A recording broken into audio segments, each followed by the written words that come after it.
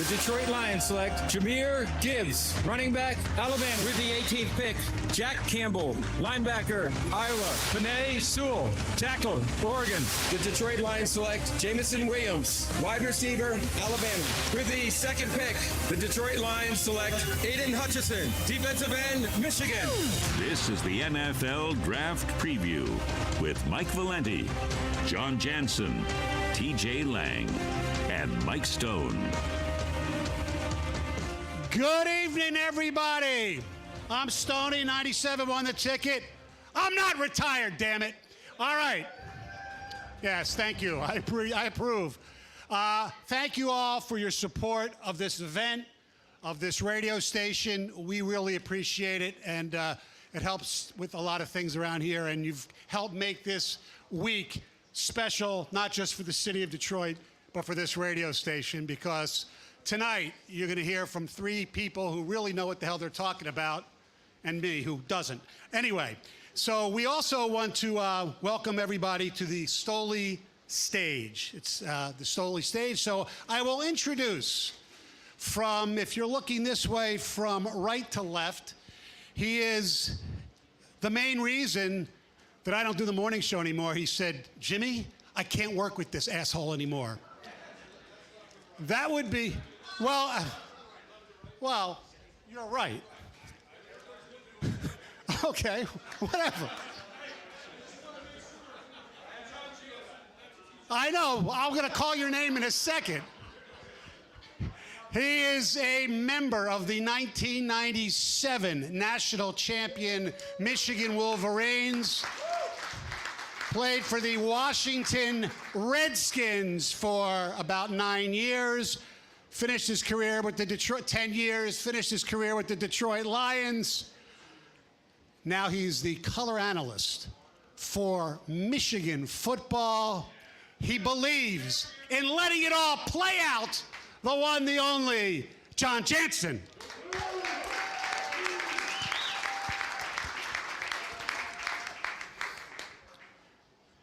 To Jon's left, his immediate left, he hails from the fine environs of Troy, New York.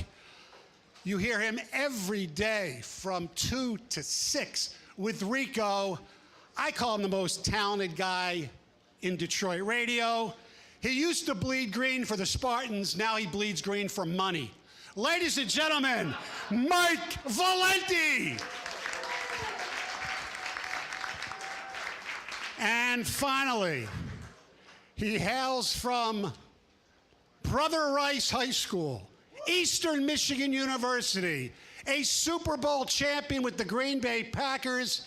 He also ended his career at the Detroit Lions. He was in Costco at Commerce, Michigan yesterday with myself. You go to Costco, you run into this guy. Ladies and gentlemen, we love him, TJ Lang.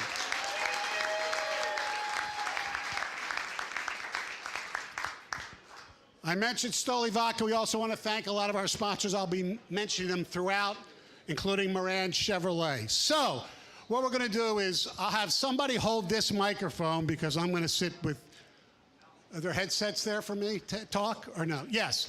So if you have any questions besides the idiotic ones I'm going to ask, please feel free to ask.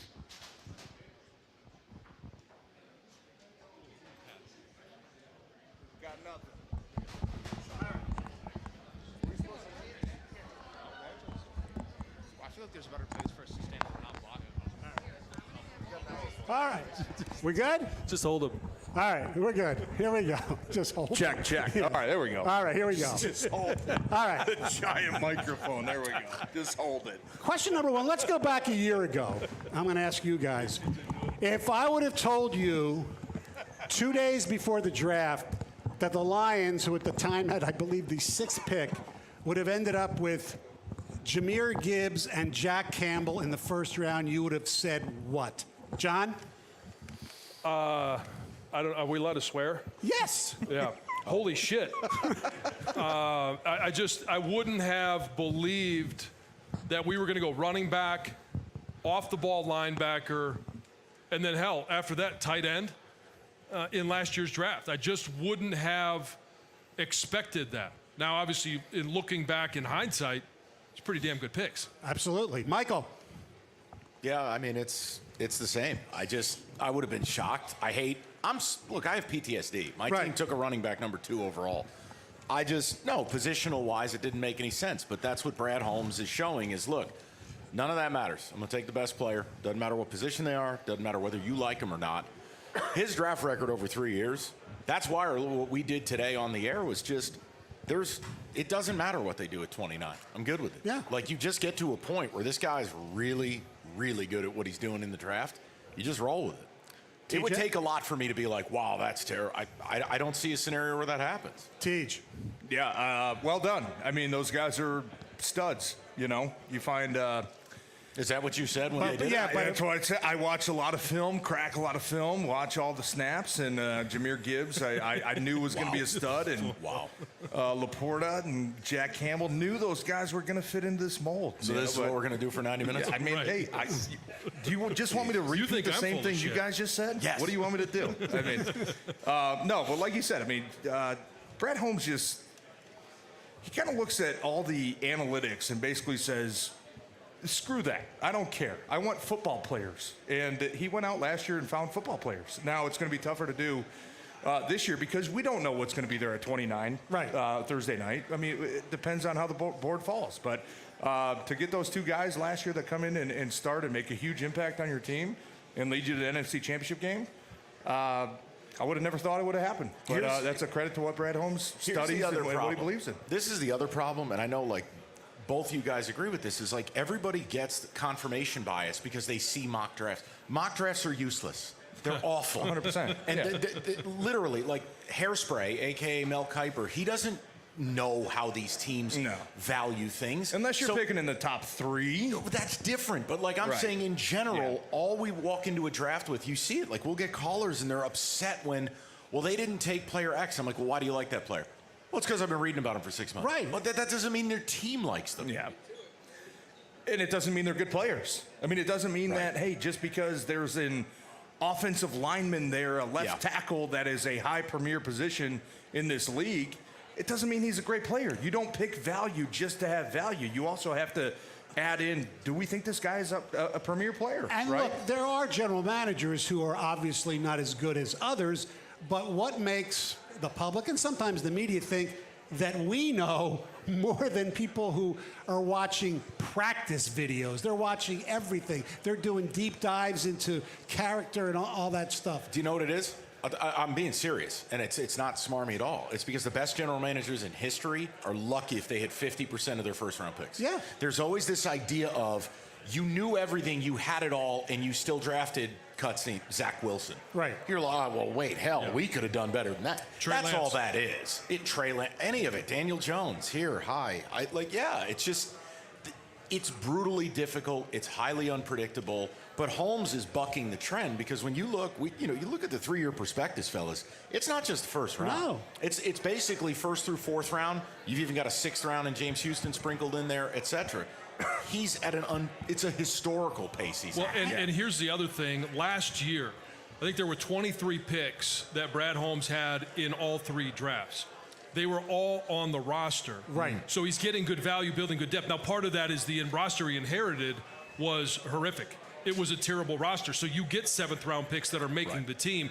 And now we're starting to see the battle of attrition. Some of those guys that he took 6th, 7th round, undrafted guys, they're not getting the restricted free agent contract because they've now gone and added some parts in free agency. They've gone and drafted well in the first 3 or 4 rounds, and now you have depth. So it's going to be even harder for him to find talent in the 5th, 6th, 7th round that's going to make the team because there's more talent on the roster. I mean, the only one I think that he's drafted has already been cut is what, Chase Lucas? Is he the only one that said the 7th rounder? He wasn't even cut. He was just he wasn't tendered as a free agent. Exactly. Right? Yeah. So and would it be fair to say the biggest one that he might have missed on so far is Levi Onwuzurike? Because a lot of that's health related too. And the jury's probably still out on him.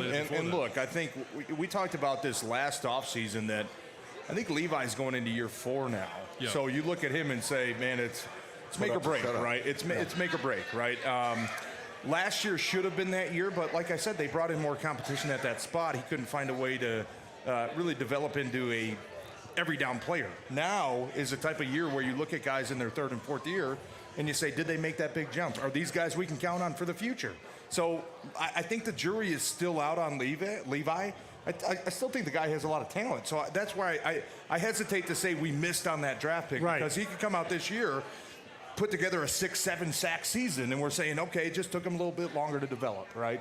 So, and John, you've seen that too. Sometimes it takes some guys a little longer. It does, and it could be second year, third year. Some guys come in and they're fifth round guys, and they just hit the ground running because their game translates better to the NFL, and that's the wild card. Everybody right now is hyped up on who's going to be the quarterbacks that go 1, 2, and 3. Well, if you look back to 21, Trevor Lawrence, there were 5 guys taken in the first round. There's only 1 guy still on that current roster. Zach Wilson was the last one of the other 4, and he's in Denver, and they basically paid Denver to take him. Now, you guys obviously played offensive line in the National Football League. Chances are, unless the Lions trade up, the top 3 guys will be gone.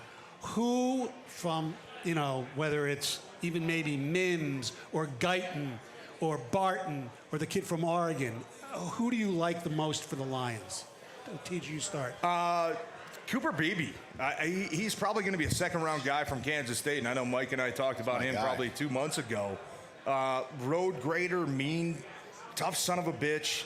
Looks when you watch the film, looks like a Dan Campbell guy. Just everything that Dan Campbell appreciates, and playing through injuries and toughing it out and sticking up for your teammates and being gritty and being versatile. Those are all the attributes that I think maybe Dan Campbell and Brad Holmes would appreciate a little bit more than maybe a little bit of a flashier player, but kind of lacks in some of those toughness areas, so to say, right? And I'm not going to say any prospects that I think lack in that toughness, but I think Cooper Beebe could be a guy, I wouldn't be surprised if they have him as one of the best 20 players in this draft. And if they're sitting there at 29 and he's the top guy left on their board, I would not shed a tear if they took Cooper Beebe out of Kansas State. I think the guy would be an absolute home run, and that's probably a position that you need to start building some depth on as well moving forward.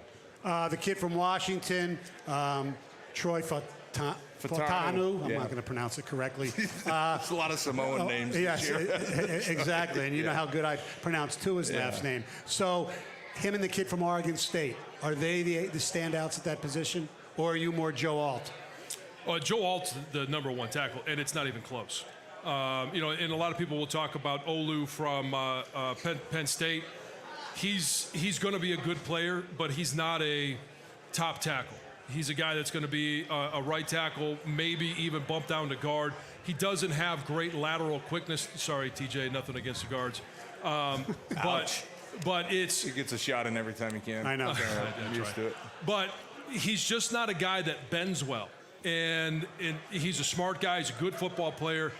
But when you're comparing all of these guys in this draft, I don't think it's even close as to who the top tackle is. It's Joe Alt.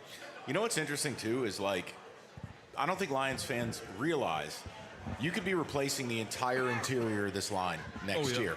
Frank Ragnow could absolutely retire. You got a 1-year deal with Zeitler, who's a hell of a good football player, and I hated when my Giants let him go, but we had to because our cap is a mess. And then Glasgow is not a long-term thing. No. So, I'm cool with whatever they do, but TJ and I have been talking about it for a couple months. I'm like, you're at a point in that draft, whether it's Barton, whether it's our man BB, if Powers Johnson were there, you need someone who can play both guard spots, and at least if they haven't played it, be able to be taught to be able to moonlight at center and just keep it rolling. And I don't want to scare people too, but Taylor Decker's going into year 9. And when you pay Sewell and you make him the highest paid tackle in the history of the league, he's going to the left, which means Taylor, a respected vet, you're not going to bump him to right and cut him down. Taylor's either going to want his money or he's going to retire. Yeah, so when you're building this offense through skilled players, the best way to allow a guy like Jamison Williams or maybe Antoine Green, who's now a second-year player, to fit in the offense is to make sure you have a... Yeah. So that's going to be the case over the next 2, maybe 3 years. This year is different because, and I know I might be getting ahead here, Mike, I'm sorry, but Brad Holmes comes from the Rams. The Rams haven't had a first-round pick in the last 7 years. Brad Holmes is not afraid to trade out of the first round or maybe move up to go get a different player that he thinks can help them win right now, right? So that's, I think, is going to be the trade-off, is how aggressive can we be? Do we have to sit at 29? Do we move back, which I think everybody would love if we move back and got more picks? Do we move up and try to get one difference maker? That's going to be the difference. How do you mortgage that versus the depth that this team is going to need in 2025, 2026, 2027? So when we're talking about that offensive line position, you can talk about the secondary being the same case. You don't have a lot of guys signed past 1, 2, 3-year deals. You're going to have to start putting a focus on getting some guys that maybe won't make a big impact this year, but they're going to be big impact players in 2 years from now. We'd like to wish a special thank you to Gardner White for providing us with all the furniture that we are sitting comfortably in. They say this draft obviously is heavy first round, quarterback, wide receiver, offensive lineman. So let's start at quarterback. Obviously, it's going to be Williams number 1 if we believe everything. And then after that, your former team, John, everybody thinks they're going to take Daniels, Drake May, there's JJ, there's Penix, there's Bo Nix. John, you start. List them in 1 through 5 in that order, and who do you go with? Well, I think we I can should all say 1 through 6, really. Yeah, 1 through 6. So it's Caleb Williams is going number 1. I think Jaden Daniels, in my opinion, is number 1. I would put Caleb Williams 2. Drake May will be 3. JJ will be 4. Michael Penix, to me, is a terrific quarterback. The only thing about him is, can he stay healthy? He's won everywhere he's been. He won at Indiana. Think about that. He won at Indiana. And so he's a guy that can make great throws. He can make every throw down the field. The concern is just, can he stay healthy? And then Bo Nix. Bo Nix is number 6. Not a big fan. I hate him. And so it's... But Sorry, no, I'm not trying to be rude. I don't like it. No, I agree, but it's a quarterback-starved league. And we know that the teams that are picking at the top 3 all need quarterbacks. We also know Minnesota needs a quarterback. Oakland needs a quarterback. Denver needs a quarterback. But you go down the list, New York Giants, yes, JJ's destination. I'm fine, sure. Everybody is looking for that quarterback, and they're willing to gamble on a first-round pick because if they hit, it's gold. If they don't, they're going to be there right there next year with the next crop of quarterbacks. Josh Rosen, Kyler Murray. Yeah. Same deal. No, the JJ thing is super interesting. There was a stat, and it's, again, like you talk about, you're putting your entire job on the line when you draft JJ because it's all projection. Like, all of drafting, there's an element of projection. But do you realize no quarterback has ever gone in the top 5, right? Last 22 years of the draft without a 3,000-yard passing season or a 500-yard rushing season. Joey Harrington was the last one. Well, that worked well. Oh, no. And there's no comp. I'm not comping him to that. I'm saying JJ is a real rarity in that you just don't have the amount of tape, and it's not his fault. If the kid went to Ole Miss and played for Lane Kiffin, the numbers would look a whole lot different, and we'd be like, maybe this kid's the truth. But I don't know what the hell to do with him.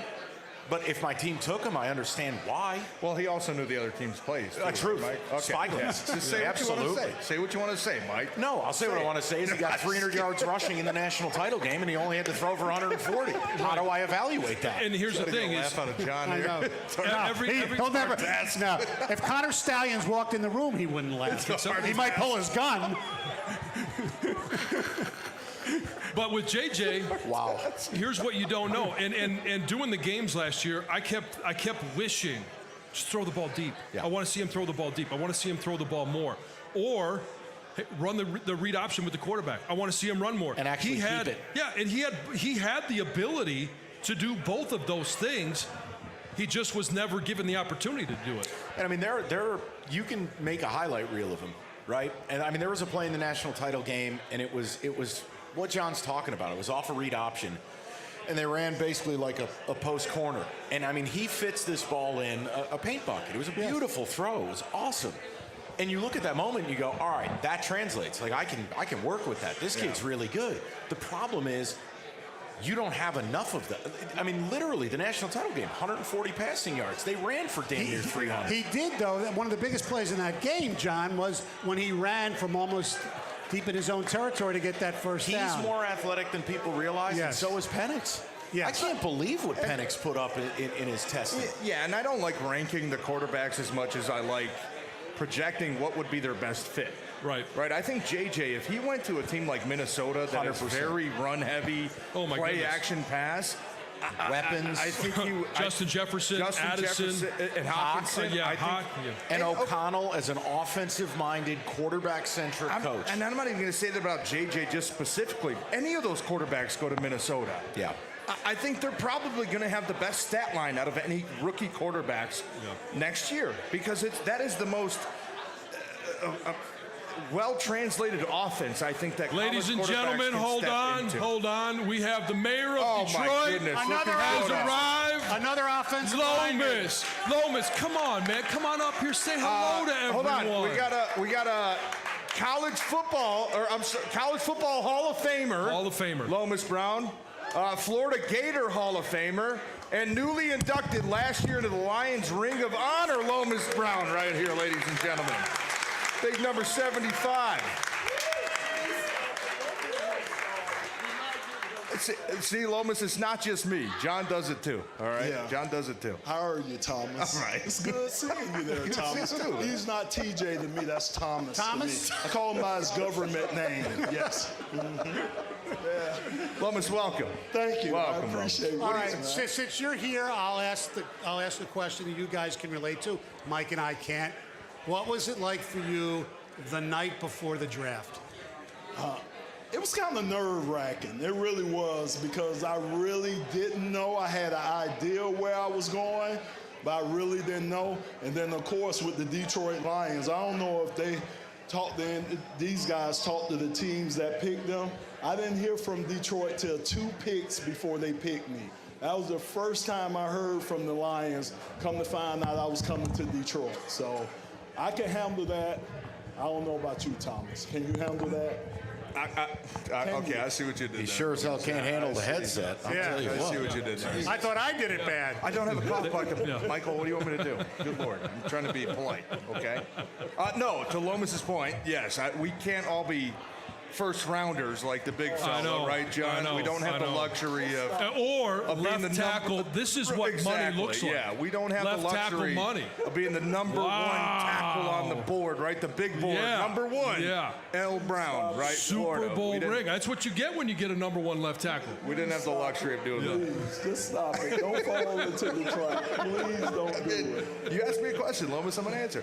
But no, okay, so draft weekend. John, you were He was a second round round. pick. Early second round, right? Yeah. Back when 3 rounds were on Saturday, Which team picked you? Washington. And I didn't talk to The full name. Washington Redskins. I have no problem saying it. Okay, dude, don't say that's a bad word. No, you can't can say it that. now because they were the You can't Redskins say back that. then. You can't say that, John. All right, well, you just answered the damn question. What was the question? I don't remember. I quit. I'm just John threw me off by saying a bad Did they word. even You have can't your say- picture on draft day, or was it just a Yeah, silhouette? Right. Yes. The Lions. Silhouette. Okay, player. The Lions. So I had a feeling, and yes, I did meet with. I didn't go to the combine much, like I said, like you two. So I had to do a bunch of pre-draft visits. I had no idea where I was going to get drafted at. I was telling, hey, 3rd round, 4th round, 5th round, 6th round. I don't know. I was a middle round guy. So when the 3rd round came around, hey, keep the phone handy, right? We don't know which team.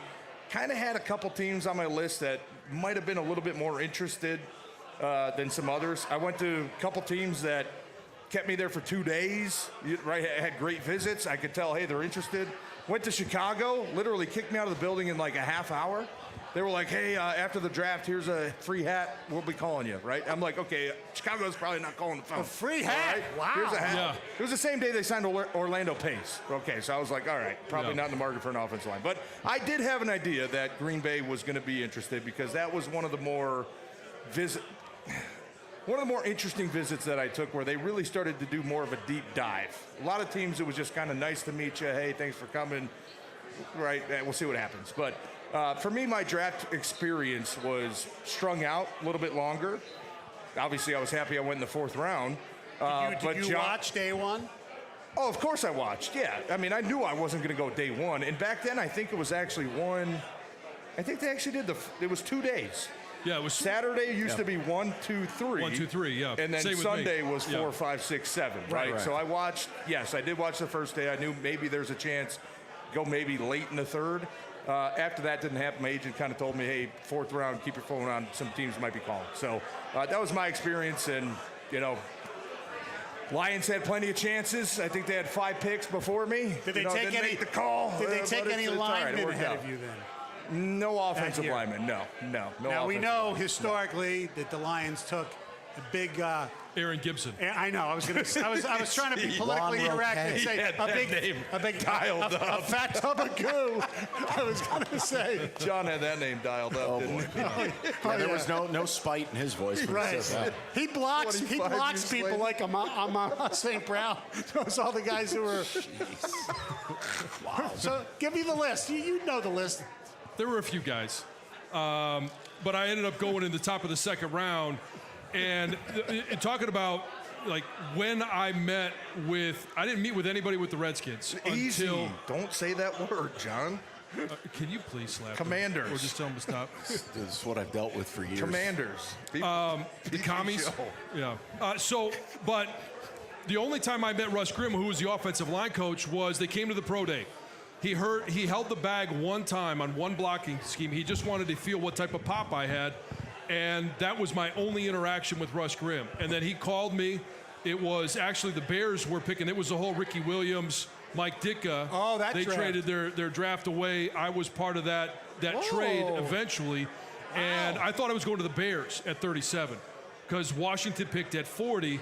And Russ Grimm, called me and said, hey, you want to be a Hog? You want to be a Washington Redskin? I said, sure, but, you guys aren't picking for 3 more, picks. He goes, well, we're trading up right now. They moved up from 40 to 37 and spent a decade there. Wow. You were part of the Ricky Williams? The Ricky Williams, yes, minus the wedding gown. Apologize for John's foul language, by the way. What did I say? If any of you in the audience have any questions, we have somebody who has a microphone somewhere, so please feel free. Loma still has the mic, doesn't he? He's our MC. No, he got. Oh, you gave it up? I'm going to try to piss him off as much as I can. I do it all the time. Yeah, a man of the people? Oh, hell no. He was here. All right, let me ask you this question, guys. Thursday. Is there a name that if Goodell announces goes to the Detroit Lions on Thursday, which means they don't trade down, maybe they trade up, that would say, oh, God, that would piss me off? Oh, no. I thought you were going to say make me be really happy. No, a name that would piss me off? Yeah. That's kind of the uniqueness of picking at 29. Right. And the fact that everything that Mike talked about earlier, I've just got faith that Brad Holmes is going to pick the best available. And I don't care. I honestly don't care who it is. We know it's not going to be a quarterback. We know it's not going to be a kicker. Other than that, he's earned that. And probably not two more positions. Probably not off the ball linebacker. Probably not running back. Right? Probably not. Correct. Yeah. But and John and I talked about this on our podcast a couple weeks ago. If he took an off-the-ball linebacker at 29, what's the guy's name? Cooper, who's really I don't know. For the kid from Texas A&M. Yeah, Cooper, right? Yeah, Edgerrin Cooper, maybe you want to say. And he thought, hey, this is the 12th best player in this draft. Who am I to go against that, right? But I think those positions are going to be off the board. Any other position, any name you would give me, if they stood pat at 29, I would not be mad or upset about any single pick that he made outside of maybe those 4 positions that John and I just named. I think we're all... Because Brad Holmes has earned that trust. Yes. Yeah. He's earned that. Right. Now, we could debate if there's guys on the board. If Cooper DeJean is there, which I don't think he will be. If Barton is there. If JPJ is there. Chop is there. There's a number of guys that you could pick from. And we could debate over time, did he make the best pick possible? But for the Lions, for where they are, for their roster, take anybody you want. And of course, the dumbest thing of all time is going to be Monday when the draft is graded. I hate that. Yeah, no, it's just you're a Super Bowl team. This is what being a Super Bowl team is. You have the right to, we talked about this earlier in the week, and I don't know where you guys are at with this, but I understand people fear, man, the cost of trading up. It costs so much. I don't want to give up capital. I want to trade up. Okay, so that's what I bad. said is, look, Brad has earned the right, and this team's in a position. They're going to compete for the Super Bowl. So what I've argued is, why are we worried about lottery tickets? If Brad has one player that he's got a grade on, and he goes, look, I feel like I'm getting the 8th guy on my board, and I'm going to get him at 18. I think you empower him to do that. Yes. Like Thursday night, let's say whether it's Quinyon Mitchell, whether it's Terrion Arnold, whatever. If he moved up, it would almost increase my faith that is going to work out, because you're getting probably a guy who's top 10 on his board. So, and he's being aggressive. But it would increase my faith that they believe what we believe, that they are a Super Bowl team, right? 100% If he makes that move to go up and be aggressive and say, hey, we're going to give up a future 2 and maybe a future 3 and maybe this year's 2, but we're going to go get one guy. That's where I feel like they're at right now. This isn't last year or 2 years ago where you're looking and saying, man, we really need these 4 rookies to pan out. Right. We really need this 3rd-round guy to pan out. But that's the problem in this thin. town. This town always wants to wait. Like, if I got to hear another thing about 2027 or what Scott Harris is doing or the eyes are playing year 8, you are a Super Bowl team. Yeah. Act like it. If there's a player you want, go get him. Right now. And last year you had your first 4 picks were starters. You might have one guy from this rookie class that comes in this year and makes a big impact on this team. Maybe a corner. There's not many holes. Is that what you're thinking, is corner? Maybe one starter, right? If you draft an offensive lineman at 29, I think we would all celebrate it and say, hey, that's a good pick. And he's going to play. You guys know it. Injuries are brutal. Right. He's going to play as a 6th man, but he is not a day 1 starter. No, it doesn't need to If you find a guy in the secondary or maybe on the defensive line that can put a pass rush on the opposing quarterback and create a little bit of havoc, that's what we're looking at. We're not looking at 4 guys, Laporta, Gibbs, Jack Campbell, Brian Branch. You're not looking at 4 guys that are coming in starting day 1. No, you need dudes. You're looking at maybe one. Who's going to make the biggest impact? Or maybe there's a wide receiver that he feels like takes Josh Reynolds' place. But that's why I think, and Mike's on the same line, where if you trade up and maybe you give up some of your future picks to go get one guy to help you win right now, that would be an aggressive move that I think would tell us and should tell all the fans, we're ready to win this thing right now. And think about this, too. Last year was not a mistake. No. We're ready to win this thing right now. The second half against the Niners, what you desperately lacked was dudes on defense. You needed not good players. You needed someone to do something like a Fred Werner or a Bosa. One impact play. And how you do it is you got to have some high. Look, Aaron Glenn has done such a good job, because Ben Johnson is eating caviar.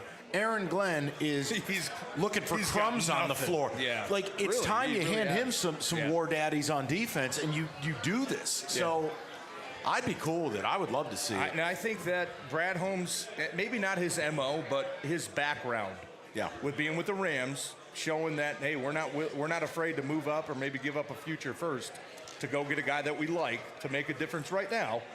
Now, I know the last couple years have been tough for him, but they got a big old fat ring on their finger, right? Wrong finger, sorry. They got a big old ring on their finger. I think a lot of Lions fans would take that. Oh, yeah, and if you're going to trade up, and you could talk about trading up for alignment, create depth, they're going to play at some point because somebody's going to get hurt. Amik Robertson, to me, is not a starting corner. No, he's a nickel at best. Right, and so if you're going to trade up, you're going for Terrion Arnold, you're going for Quinyon Mitchell, you're going for Cooper DeJean, you're going for one of those guys that could possibly come in and be a day 1 starter at the corner position. What are your thoughts on, because I know you've talked about him, none of us are debating how good of a football player he is, but do you worry at all if you take an Iowa defensive back, he's played exactly 0 reps in man, and he is pure zone? Yes. It is a concern. Yes. It is a concern, but I also have faith, like you mentioned, Aaron Glenn has been able to construct the defense around the guys that he has, and I am never going to complain about getting a great athlete. Because if you're a football coach and you're a good football coach, you can find places and ways to win with great athletes. There's no harm in putting out the best athletes on the field. And the return game, too. The new rules are XFL kickoffs and stuff. DeJean beat my team with a return. It didn't take much. But. Very valuable player. Stoney, can I steal your next question? Sure. Is there one player that you guys would absolutely, to the maximum, love if you heard the Detroit Lions call their name Thursday night? You want bad leadoff? And I'm not saying, hey, we're not trading up into the top 10. Right. Let's be realistic here. We're not going to say, John hey, we want leads off. Marvin Harrison Jr. We're not going to say that. Yeah, Marvin Harrison Jr. Let's just say between 20 and maybe 20 and 30. Well, I right? think they Kind can of go that as range. high as 16. Maybe Guys even projected 15. in that range. If they were able to get Terrion Arnold, I would be Cornerback from Alabama. Yeah.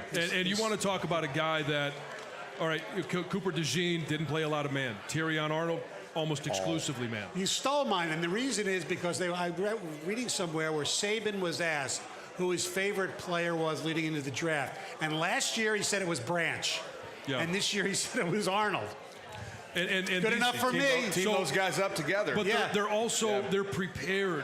When who was it that we talked to during training camp? The D lineman that ended up getting cut, Bucks. Yes. He went to They're Alabama, right? prepared to go to the NFL. Yeah. They are an NFL junior program. They are 100% ready to step in, and nothing's going to surprise them. It's not going to be too big. They're ready to go. Mike, you got one? Yeah, I mean, I agree with you too. Is like it could be any of the linemen we talked about, Yeah. but if you want to get fancy, I think the Arnold one's interesting. We were joking around, like if you look at the Raz score, and then whether Brad was at their pro day, if you go 2 for 2 on those, that's who he drafts. Yeah. He was at Bama's pro day, and Arnold I think has the number 7 Raz score for corners. Where was DeJean at in the DeJean Raz? was number 1 in Raz, Wow. and he was at the pro day. Right. Represent. The same thing with what was it, Jack Campbell? So here's your last year. Yeah. So we had 5 today that matched up with Elite Raz, and Brad was there. The So visit. A.D. Mitchell, Cooper DeJean, Terrion Arnold, Quinyon Mitchell, and Chop were the 5 that checked both boxes. So the only thing about Chop He's small. is his size. Now he's got elite quickness. Yep. I mean, he completely. It was Michigan that never threw the ball because they couldn't block him. And now that was part of that was tackles were slow. But when you cause another team to completely change their game plan, and Michigan wasn't the only one that did it. They're the only ones that didn't throw the ball. But for Chop Robinson, there were teams that were sending tackles, extra linemen, fullbacks, tight ends.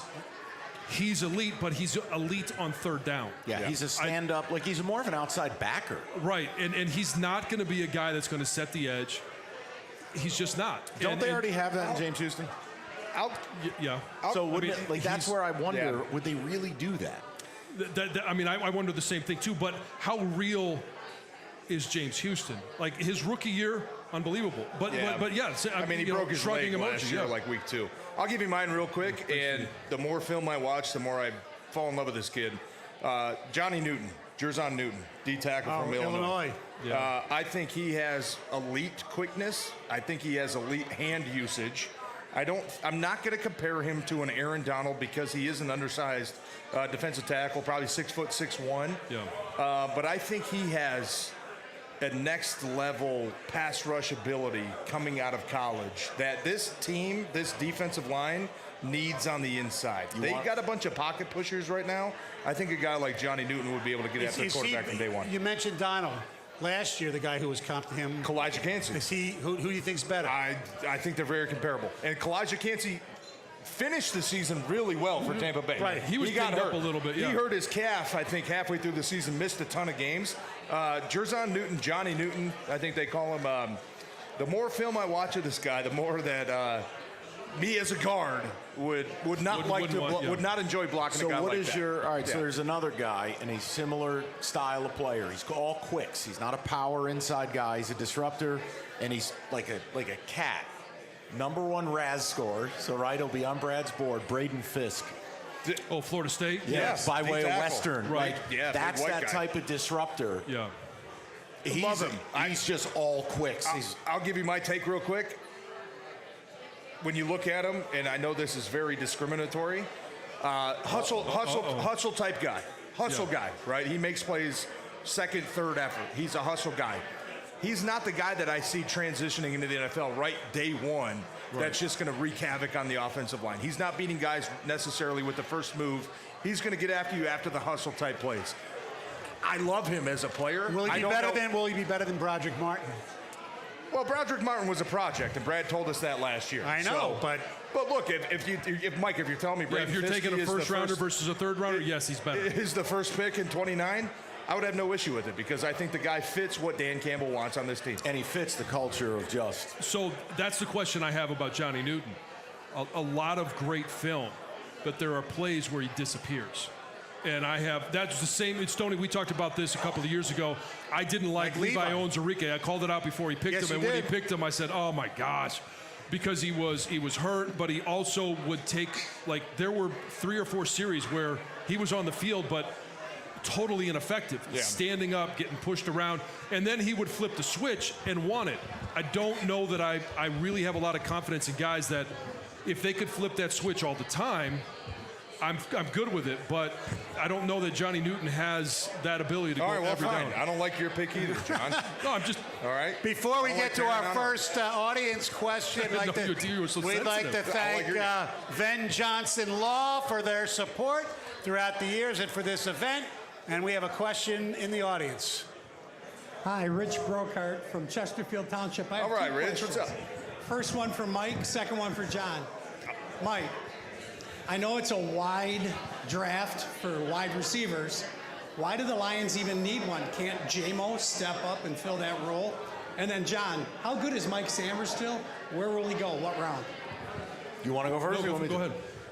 The wide receiver thing, it's twofold. I mean, you're talking about there could be as many as 8 in the first round. It's one of the best wide receiver classes in recent memory. The other problem is Amon-Ra is a top 5 receiver. He's awesome. Bar none, my favorite player on the team, and I hope they pay him $1 billion. But outside of him, look, J-Mo, we love the idea of J-Mo. The reality is J-Mo hadn't done a whole lot. Now, we're hopeful, but Josh Reynolds walked out that door, and there is a need for a bigger receiver. There is a need for someone who contested catches, route runner. Look, J-Mo is a Deshaun Jackson. Go deep. Deep ball. And again, we saw it in the NFC title game. We saw it in the Saints game. You're going to take those reverse. He's going to make a freak show play. You need a guy on 3rd and 6. No shot at Josh Reynolds. You're going to catch the damn ball. He's going to be open. He's going to be available. So like an A.D. Mitchell's that type of guy. I don't think it's the highest need. It's just I haven't made fun of the idea of him doing it because of what these guys have talked about. What we've talked about is if Brad Holmes identifies a guy and goes, look, this is one of my top 15 players, they're going to take him. Would it be my first choice? No, but I wouldn't be mad. John, about Sanders-Still. Sanders-Still, I think Sanders-Still's probably going early second round. The way that he gets in, and the way I say that is, he could be a late first.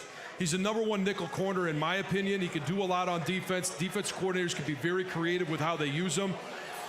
And I'm cautious to say the positional value isn't there, but he's not going to be on the field every down. That's for Quinyon Mitchell, Terrion Arnold, those type of guys.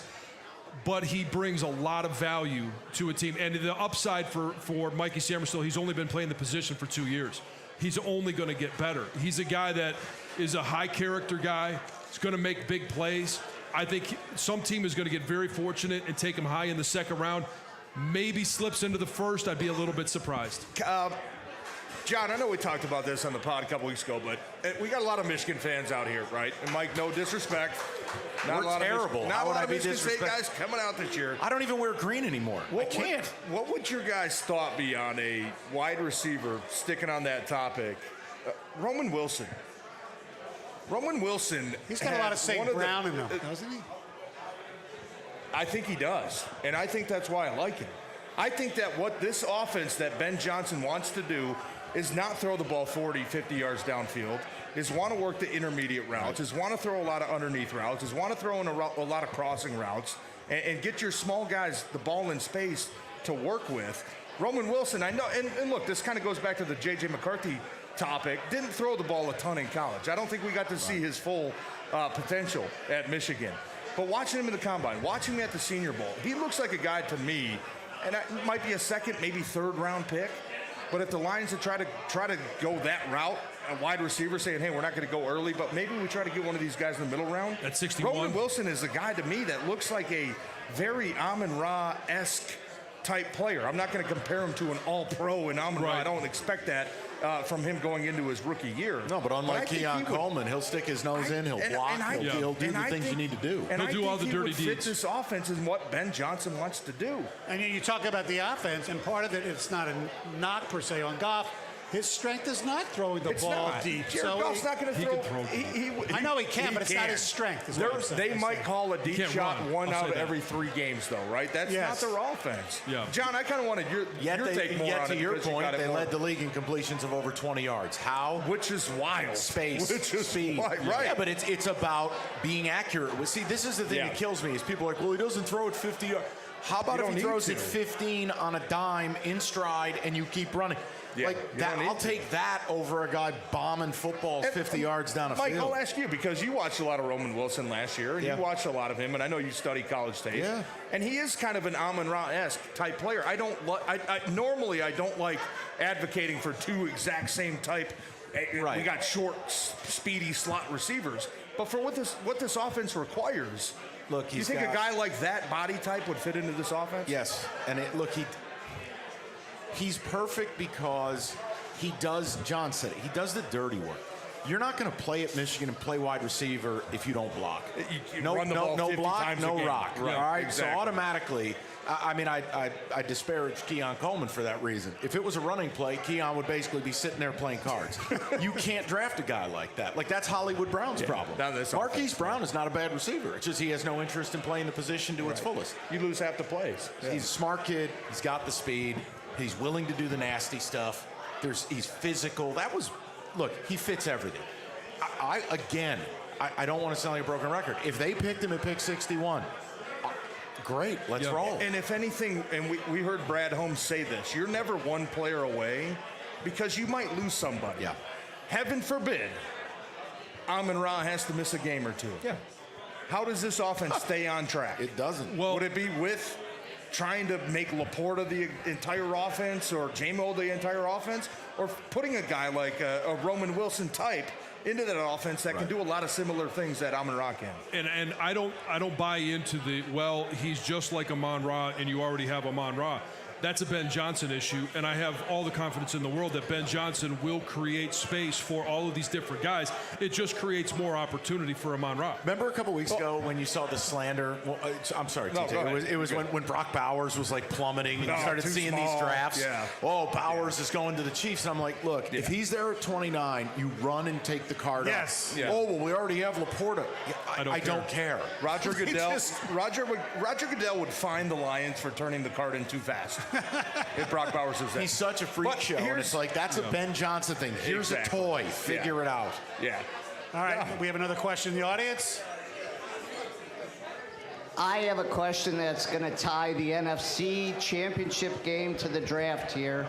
Not for anybody in particular, but just curious if you, knowing the nature of Campbell and his decision-making in that game, is there a player in this draft, distill it to somebody that's going to be available to the Lions, perhaps in a trade, that you would think he could draft and would have changed his approach, his strategy? No, because Are there any kickers that can kick 70-yard field goals? yeah, there's one playing. He's at Ford Field for the Panthers. Yeah, the XFL Well, guy. no, the guy who we had left, Josh Reynolds. He dropped the ball. And look, I know Josh Reynolds left on bad terms, it seemed like. The comments that he made when he went to Denver and said, hey, the fans there were toxic, and I'm paraphrasing. I don't know if he said that exactly, but he did say some comments that said, hey, the fans were really tough in Detroit. Josh Reynolds, here's what I'll say about Josh Reynolds. They wouldn't have been in that game without Josh Reynolds. They wouldn't have. They wouldn't have been maybe won the division. He made some big plays in the Rams game. He made some big plays in the Tampa Bay game to win those playoff games.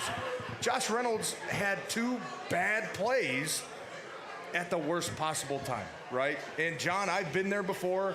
You've probably been there before.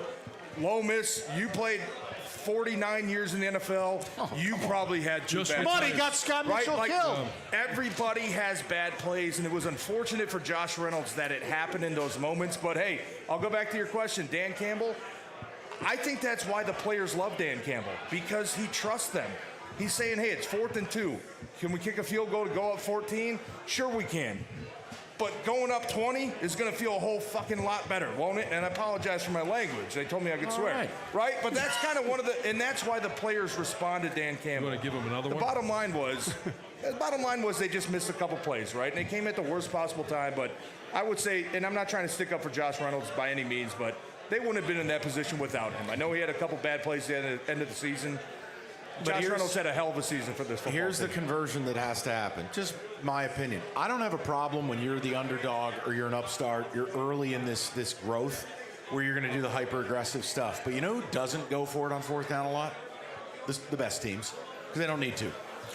You execute it. And look, I'm not telling you to become a candy ass here and just kick every field goal. There's going to need to be an element of evolution by Dan Campbell that as they move forward, as you are the better team, as you have better players, it is okay to take the points here and there. You have to be fluid. I think you have to be fluid. And I know this talking to Dan Campbell after games. He says, hey, we knew going to this game we were going to have to be aggressive. Right. Well, Coach, did you think you were going to be up 17 points in the first half? Right? Maybe you have to factor that in. Okay, we're up 24-7. Maybe we can settle for a couple field goals. But instead, hey, I told my team all week, guys, we're going for it every fourth down. We got to punch in points. That's where I think Dan Campbell is probably going to learn from. And look, I'm not telling you he made wrong decisions in that game, but I think he's going to learn that. I think he's going to learn that, hey, I might have a notion of I've got to be aggressive. This team's better than us. We need to maximize possessions and maximize points. Once you get into the game, it's got to be flexible. It can change. Maybe your team comes out and you're hot and you ride a hot quarterback and we get up 14 that we never thought we were going to be up 14 on this team. And now we got to change our approach a little bit. I think that's where he's going to learn from last year. It's also the evolution of the acquiring of talent.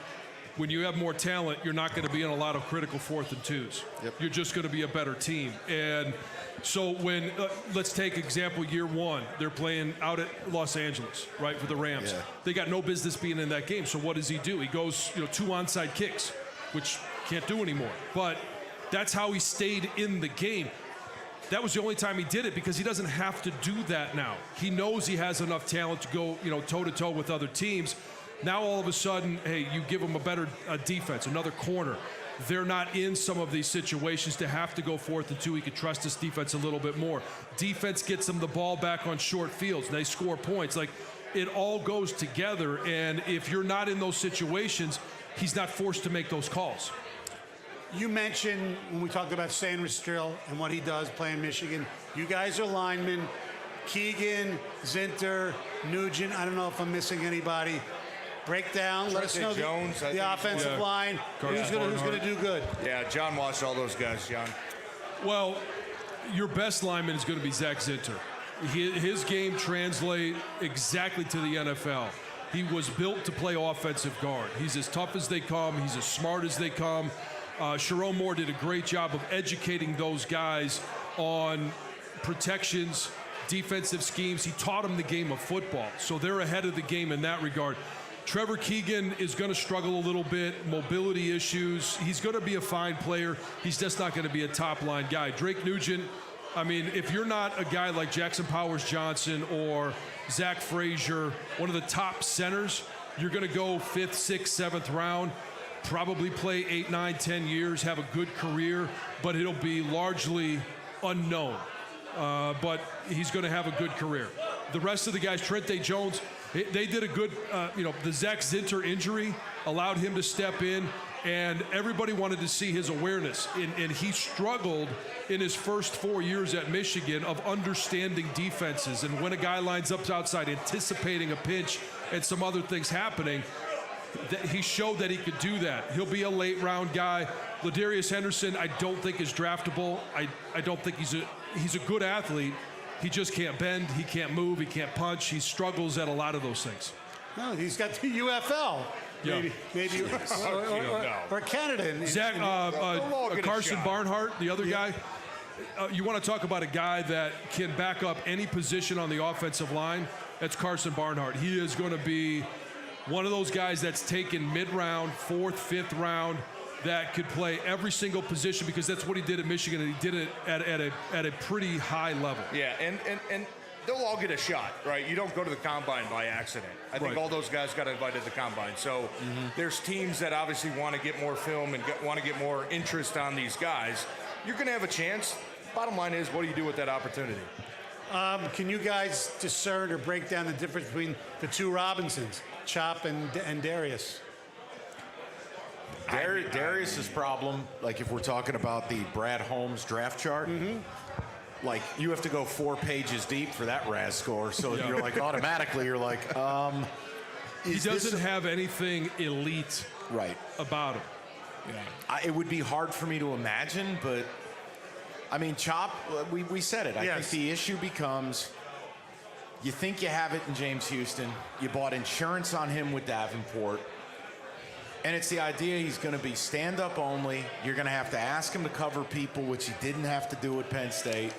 And I would trust these guys as people who had to actually stop people from, setting an edge on him. I just don't see a scenario where he's setting any edge in the run game. He is not big. Yeah. Here's what I see for Chop Robinson. You've got James Houston on third down. You move Hutch around. You've got Aleem McNeil, DJ Reader, and now you use Chop Robinson as a rushing linebacker. You can line him up in the A gap and put him next to Hutch. You line him up in a 3 technique. Now all of a sudden you got some games, and you've got both guys that have that elite quickness. All they're looking is for an edge. They're looking for a guard or a center, somebody to just simply make a mistake, and then each guy can make him pay for it. And then you've got James Houston. You're trying to create as many mismatches up front as possible. Chop allows you to do that, but it's more on second and long, third down situations. And I look at both those guys as maybe projects, right? Maybe we can use them as utility pass rushers during their rookie season. We already got a loaded defensive line that we know we're going to Look what you did with rush Brian the passer. Branch. You turned him into a missile. Exactly. And then maybe by year 2, hey, maybe put on 10, 15 pounds, which we know NFL programs can do, strength programs can do. And maybe you try to develop those guys into more every down players. Is Davenport a Charles Harris 2.0? No, I actually like Marcus Davenport a lot. I liked him coming out of college, and I liked him in the Saints. Just can't stay healthy. That's exactly it. He's missed a ton of time. He went to Minnesota, I believe, last year and missed a ton of games. But he has a lot of talent, and he has a different skill set than Aiden Hutchinson. He is not going to beat you with speed around the edge. He's not going to catch tackles off guard and just dip and rip. He is going to work with his power, right? Yeah. And I think that makes him a very intriguing interior pass rusher. You can line him up over the center. You can line him up over the guards and maybe get a mismatch in there while all the attention is on Aiden Hutchinson on the outside. We got a question. First, I want to thank the Greater Detroit area Toyota dealers for their support of this event and to the radio station. And also, of course, this is the Stoley stage, and we go from the stage to the audience with a question. Sweet. How you guys doing, everybody? Dave Good. Logan with the Detroit Pistons. Detroit Lions turned around in the trenches, so I appreciate you fellas so much because 3 first-round picks on the offensive line, and here we are 30 minutes from the Super Bowl. My question is more about the quarterback position. There's always so much hype about quarterbacks. But when I look at it through my eyes, I see Cam Newton, Jameis Winston, Joe Burrow. Heisman Trophy winner, national championship. But when you look at the quarterbacks that are winning Super Bowls, most of them come from a different type of program. Pat Mahomes has got 3 now coming out of Texas Tech. You know, you look at Aaron Rodgers, you look at Tom Brady, you look at Russell Wilson, you look at Ben Roethlisberger. When you're looking at a quarterback, hypothetically speaking, for your team, what type of characteristics are you looking for? Because 6 times out of 10, the first overall pick at quarterback generally doesn't do that well. Stafford might be the exception recently, right? I'll start, and I think it's really hard to define, but it's the, and it's very cliche, but it's the it factor. It's the it factor. The it factor to me, and I got to play with Aaron Rodgers and Matthew Stafford. The it factor to me is making a play when the defense has the perfect play called. Hey, this play that we call an offense is perfect except cover 2. Oh shit, we got cover 2. How can you find a way to make it work, right? Guys like Aaron Rodgers, Patrick Mahomes, Matthew Stafford found a way to make that play work, okay? Buying a little extra time, sliding my feet to the left. Maybe I got to go off time with this, but I got to find a way to make it work, right? That's the it factor that I think is extremely difficult to judge for scouts when you talk about quarterbacks, because all of these guys have amazing arm talent. All of these guys are accurate. All of these guys now coming out of college can run. They're all incredible athletes. How do you define that it factor, and how do you find a way to scout that it factor to know that it's going to translate in the NFL? I don't know how to do it, but I know that the players that I've played with, and John's probably played with a few of them too, the it players can find a way, when they have the perfect defense called, we still find a way to keep the ball moving forward. Yeah, and I played with a quarterback, Brad Johnson. Nobody thought he was a Super Bowl caliber quarterback. Went down to Tampa, won a Super Bowl. My rookie season, he was the quarterback, and he had a Pro Bowl season. The difference between him and some other guys that had more talent was some of what TJ's talking about, the it factor. He just outthought everybody. We got to the line of scrimmage, and hey, didn't look right. He would either, if the play clock was run out, timeout, hey, I'm not going to take a lost yardage play. We would also get to the line of scrimmage, and he would be calling a different play and making adjustments at the line of scrimmage. And that starts during the week, making sure that he's in with his offensive line, talking through protections. Who are you looking at here? Where am I vulnerable? And if I make this call mid-play, what are you doing? And in mid-play, he would look at me at right tackle and say, hey, inside. And I would know that if I let my guy just leak a little bit inside, he was going to step to the right and he was going to find Michael Westbrook for a big play. That communication up front, that awareness was, for him, what set it apart. It's different for every guy. Yeah, and I think just to follow up on that, the best quarterbacks challenge their teammates to be the smartest players on the field. You know what I mean? Like, you challenge your teammates to study every ounce of film that you can. So you are not surprised by any situation that the defense throws at you. I think there's guys that sometimes we're not going to get in the perfect play, but we're going to get into a positive play, right? You look at a guy like Tom Brady, who was a 7th-round pick and played, 25 years in the NFL, won 7 or 8 championships. Did he do it? Was Tom Brady the most skilled quarterback that we've seen? Hell no, right? You watch these quarterbacks now and say these guys are way more skilled than Tom Brady was. But he got guys in the right position, right? And he challenged his teammates to get in the right position. And I think there's a lot of guys that you either elevate everybody's play around you, or you need guys around you to elevate yourself. That's right. And that's what separates the anti-Kyler Murray. The top quarterbacks from it's true. It's really the middle tier. Well, the other thing he said that's really interesting, and he's right, is quarterback, like a lot of failure results in you have the best. Now, again, Joe Burrow's an outlier. He had an amazing team filled with NFL players, and Joe Burrow's nasty.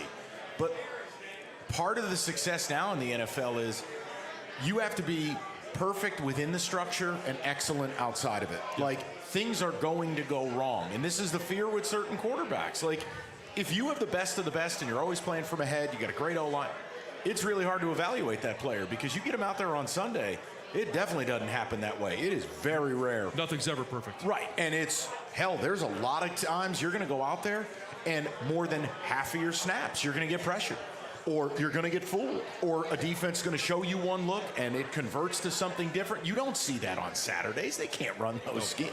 Very few. Michigan could. They were elite.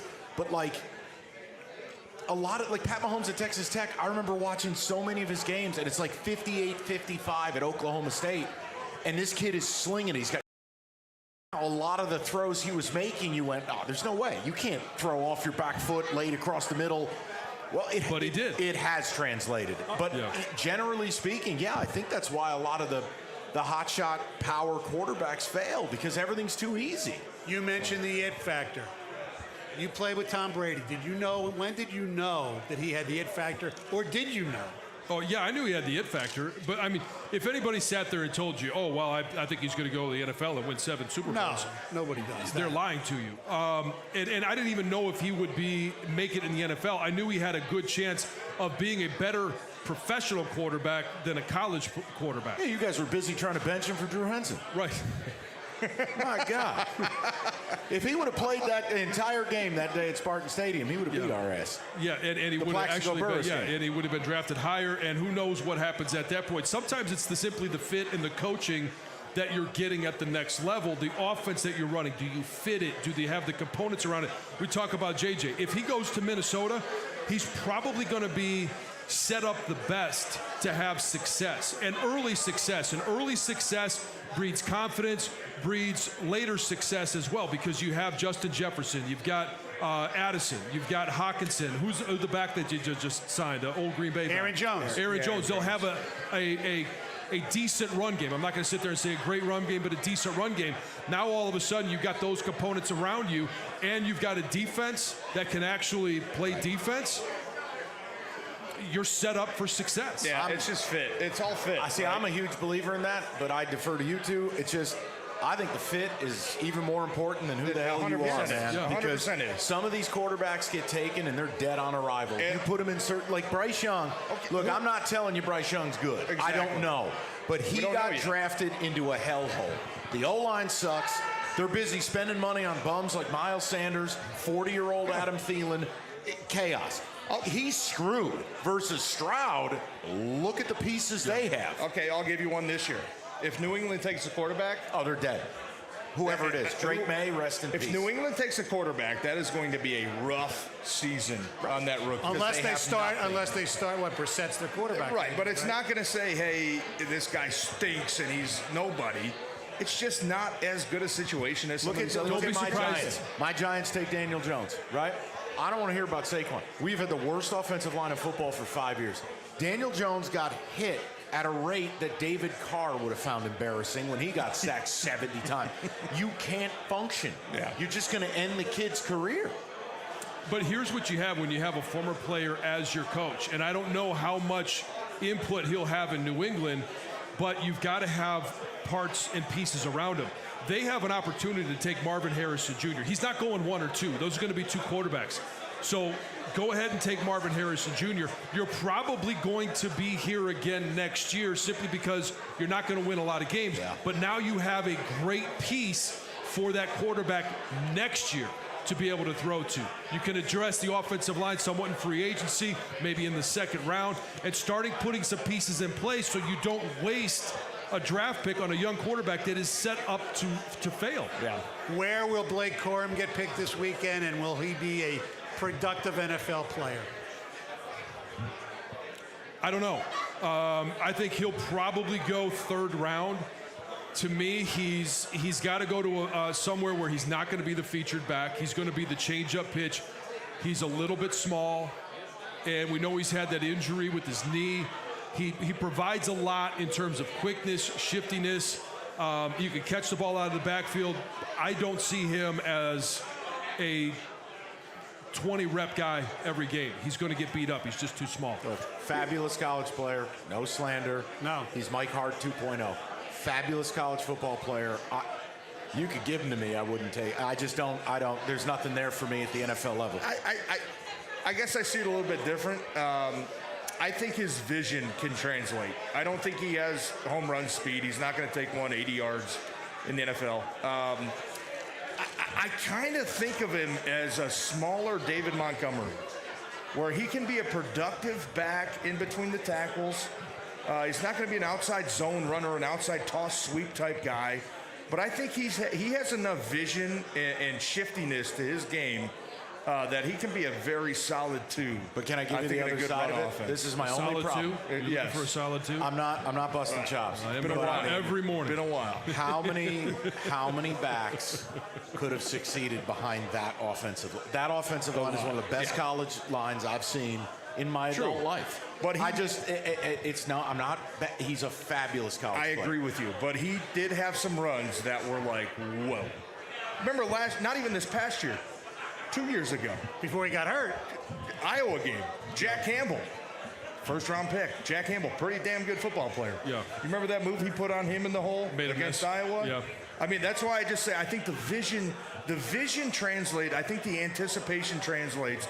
I like the patience that he runs with at times. I'm not going to say he's going to be Christian McCaffrey, but I think Blake Corum can solidify a solid career for himself. What about with his attributes right What about his ability to break tackles near the goal line? Look, I mean, does that translate or no? This ain't the Big Ten. Not at the next No, level. I mean you're not going to break 3 tackles on the goal line. You're not playing our bum ass once a year. You can Sorry. make all it takes sometimes. A lot of college running backs right now, and this is a big problem. They're used to making 2, 3, 4 moves. NFL, you got one move. If you got one move, and you got to go. You can't set a guy up 2 or 3 times. And no offense to Barry Sanders, you can't do the Barry anymore, where it's fake right, go left, go back right. You can't do that anymore. These guys are too freakish. They're too fast. Defensive players are too fast. You have to do one cut, go. I think Barry could. Dude, Barry definitely could. But a lot of these running backs now try to do that all the time. Right, but you can't do that. It doesn't translate. You know who tries to do that? And I've I've watched it every year. Saquon tries to do it. It's a lot. You know what happens? Yeah, I mean, dead. He gets killed. Dead. Unfortunately, it is. But I think Blake Corum could carve out a little solid career for himself. I do. We haven't talked about the wide receivers in this draft. Everybody says it's one of the best wide receiving core ever. Is Harrison no doubt the best, or do you like Neighbors or Rome? I love Rome Odunze. I think Marvin Harrison Jr. is the best receiver, and he's coming in more prepared. But Rome Odunze is the big version of Amon-Ra St. Brown. He's got that drive. He's got that fire. And he's going to be a guy. Honestly, if the Bears take him at 9, I'm concerned. I'm concerned because he's a dude. He's an absolute dude. Yeah, like Neighbors is a freak show. But my issue is, and I mean, I went to LSU for a game this year, and I mean, dude, when you're running wide open, it's so hard for me to evaluate. Right. Is that you, or is it like Rome Odunze? Everyone knew he was getting the ball, doubled, tripled, bracketed, the contested catch. You know what Rome Odunze reminds me of? A little bit of Jamar Chase. Yeah. He is going to make these catches. He's got great feet, hands. I mean, dude, they're all good. I don't know how to evaluate Neighbors. I don't know what to do with them. I think Neighbors is going to be really good, but the one Odunze kind of reminds me of a big Steve Smith. Like a pit bull. Just going to do anything it takes to go get the ball. Just a mean person. We remember Steve Smith, too. Way faster and bigger. Yes. But just that type of attitude that he plays with kind of reminds me of him a little bit. I think Marvin Harrison Jr. is number 1, clearly. But I think Rome Odunze is going to be...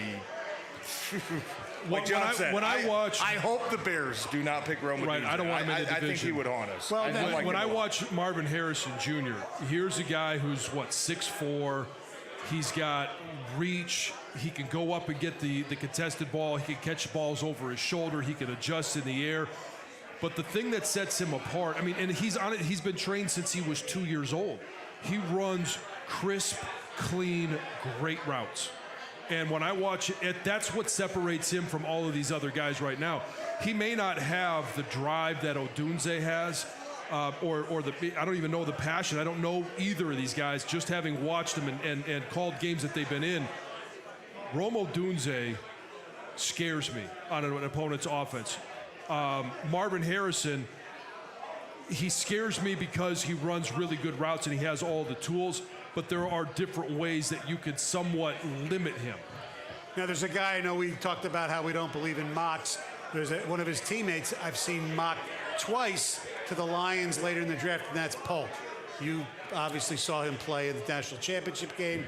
Break down his game a little bit. Good, quality receiver. Have you seen him mock to him at 61? No, more third round. Okay, yeah, I was going to say not at 29. I thought you were talking 29. No. He would be Josh Reynolds 2.0 with more reliable hands and a little bit more of a skill set. It doesn't knock my socks off. I think he would be a good third, fourth option, but it's kind of a okay. You know who I like? I mean, just as John's talking about guys that are like born in a lab to play football and trained, and like he's a pain in the ass. I'm telling you, I'm going to hate this kid because he's going to end up in the NFC East and bust my chops. It's Ladd McConkey. I knew you were going to say Ladd McConkey is just gym rat, pain in the ass, like Wes Welker, love child. He's a guy you want on your team or you're going to hate his guts. Yeah. He's almost Cooper Kupp-esque. where he just finds a way to get open. Is this going to be the new text I get from you on Sundays? Probably. How the F is Cup open again? Yeah, it's McConkey. Who the F's cover McConkey? No relation to Phil either. I know, we discovered that live on the air. I was going so back to the whole wide receiver conversation and talking about, hey, do you like drafting a guy that has similar attributes to Amon-Ra St. Brown? I don't know, but look what the Rams did last year. Puka Nacua basically had the same exact stats coming out of college that Cooper Kupp did. Yeah. And I mean, he went for what, 2,000 yards and 20 touchdowns. You go somewhere with an established QB, a brilliant offensive mind, a 1A receiver, and you're 100% right. And the Detroit Lions fit that mold? 100% they do. 100%. You've now got yourself to a point where nothing's easy. It should be easier to hit on your draft picks because you have this great environment. You've got a great roster. We have a question from the audience here. Hey guys, Adam Trevila from Macomb. What's up, Adam? Longtime listener for all you guys. Love all you guys. Thank you. To you guys. Quick question. It's probably a question for all four of you. I'll first start off with: do you guys see yourself? I know Mike's answer to this, but the Lions possibly trading out of their first-round pick for more fun coupons, how we all know Mike loves. Do you see that being a better scenario for them? Yep, that's right, Lang. Just throw fun coupons. So you mean trading down to get more coupons? Yes, trading down to get more picks. I wouldn't be mad at it. No, either. I'm good with it.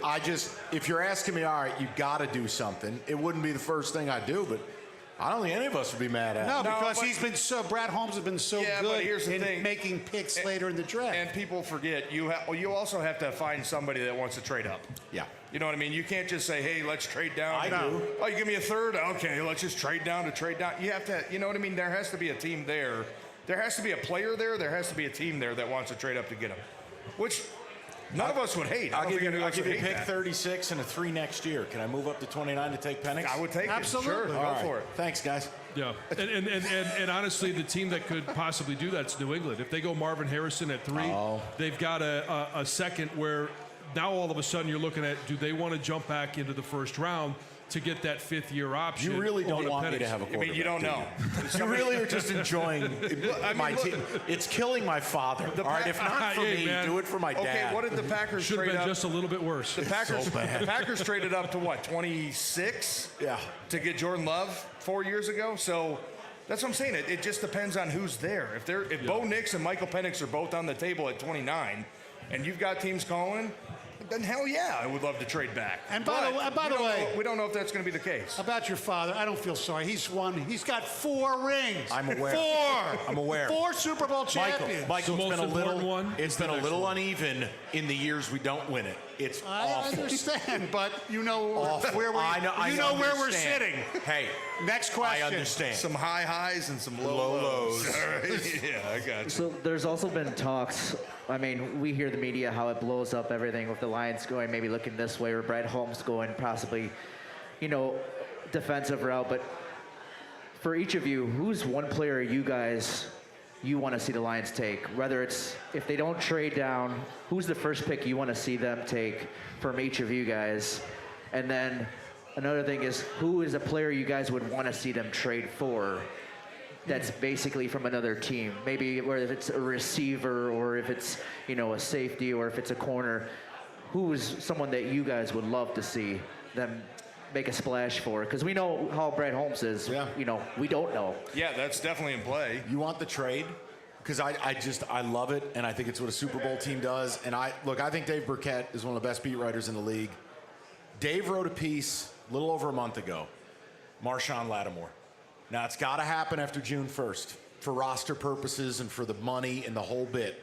But if you're really in this to win it, and you put Carlton Davis on one side and Lattimore on the other, and Amik Robinson at the slot, you want to trade, that's the trade I'm doing. And it wouldn't involve any of your stuff this year. But it is kind of a Brad Holmes, Les Snead, F them picks move. Go get a dude to have 2. There is no lockdown unless you're Sauce Gardner. But get me somebody. And that would probably cost you a little bit more because I think his cap hit is super low. Yeah. Lattimore redid his deal. It would cost. 2.9 against the cap. Yep. But no, are you in that position right now to go trade for a guy like that? Yes. That can be the final piece to the Super Bowl run? I think we all agree that you are. Yeah, 100%. That's just for me. Please feel free. No, I would be all for it, and I'm fine with trading future picks to add to this team now because they're built to win now. And if it's go getting Lattimore, or in the draft if you're trading up to get a Terrion Arnold, I think that's now Terrion Arnold's not going to play like Marshawn Lattimore now, but in the future he could be that guy. This may be more sizzle than steak, but the edge rusher from UCLA, he won't be there. But if they trade him, yeah, he just, and I know he's got medical deals. Yeah, but he is unbelievable. The medical deal is a neck, like he was DFA'd and came back, rose from the dead, and now you're going to a league where they're going to try and kill you. I know. Doesn't he have the same damn thing? Remember Jarvis Jones out of Georgia about 10 years ago? Yeah. Doesn't he have the same neck thing, and he dropped like a rock? Steelers took him. I think he had 4 sacks in 4 years and never played football again. I think the bottom line for me in this draft is BB. It feels like a trade up. BB. It just does. It feels like a trade up to go get one guy that you know you can plug on this team to make a difference this year. I think Brad Holmes is ready to do that, unless the board falls in a complete disastrous mode, much like it did last year. I mean, they were picking 6 last year. Their top 5 guys were off the board in the top 5 picks. Right, they would have taken Witherspoon They at 5. loved Devin Witherspoon. I know. They loved him. Now, I don't want to upset fans. They also loved C.J. Stroud. There was no way he was making it to 6. But the board last year fell in a very weird spot where they got caught. There was nobody there worth taking at number 6. They obviously felt Jahmyr Gibbs was their next best player, but could get him at 12. Right. Unless this draft falls where you have 15 guys rated in the first round, and those guys go 1 through 15, I think there's a big opportunity for Brad Holmes to move up into the top 16, top 18, because we know there's going to be a lot of picks like there is every year where you're like, holy hell, who the hell is this guy? What do they think about this guy? You could have 4 quarterbacks in the top 10. You could have 5 QBs in the top 20. You could have 7 receivers. Well, guess what? You don't care about that. For your purposes, you could still get one of your top 8 guys at 20. Tackles are going to go because tackles were not available in free agency this and you're year. not in the market for one, to be honest. And we saw guards get paid a shit ton of money this year because there weren't a lot of free agent tackles. Boy, did you miss the right time period. Oh, my goodness. I know, right? Yeah, John talks shit about Robert guards. Hunt, $20 million. Wide receivers, quarterbacks, tackles are going to be a high premium this year in this draft. Yeah.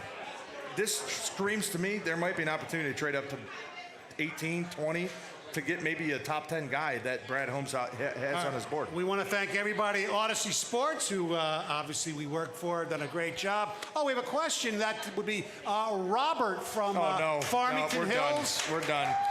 Yeah, hi, Bob. We're done. Bob Winowski from the Detroit News. Is that the dark gin? I want to ask Mike Valenti a question. What? Number 1, why do you hate J.J. McCarthy? And number 2, do you think the Lions should draft Blake Corum? Thank you very much. Yes, I'll listen off there. to both. No, we're done. I've already said what I need to say on JJ. I'll take him at 6. I don't care. Answer the question. Thank you very much. I'll hang up and listen. Yeah. Have another one. That's a good question. I got to defend Woj. It was legit. We already talked about it, though. He wasn't even paying attention. He was too over busy there drinking. He asked why you hate J.J. McCarthy. You never explained that. Oh, he's an annoyance. I mean, Jesus. The look at me behavior, the meditating, the whole, just get out of here with this nonsense. Hey, look, Steph Diggs took a picture. Now I'm going to do it. Just please stop. Enough. Smiley face? It's too much. I don't. It hurts my cheeks. I don't like it. So we got an answer.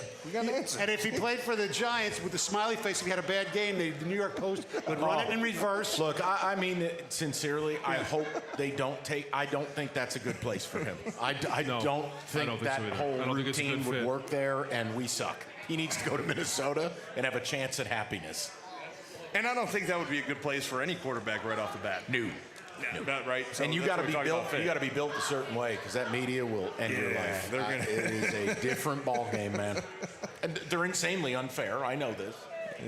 We know what John thinks of kickers. There's talk of the Alabama kicker being drafted, 5th, 6th round. What's the highest round you would draft a kicker? Moody went in the 3rd round, which I thought was absurd. Never. I hate kickers. Okay, then.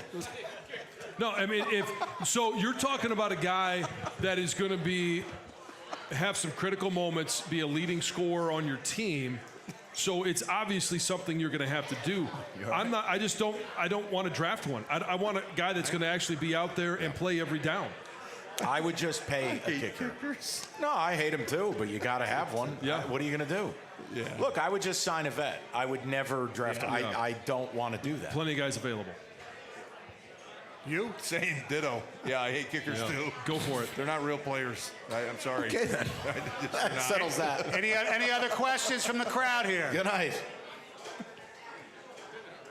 All right. We thank everybody for their participation. Thank you for coming out. Once again, thanks to Stoli Vodka, Moran Chevrolet, Van Johnson Law, your Greater Detroit area Toyota dealer, and of course, Odyssey Sports. Also thanks to Gardner White, the furniture. And thanks for Stoli for providing the Stoli for some people to drink while they're actually here on the Gardner White furniture stage here, ladies and gentlemen. Thanks, everybody, for everybody's listenership. Enjoy the draft on Thursday. Let's hear...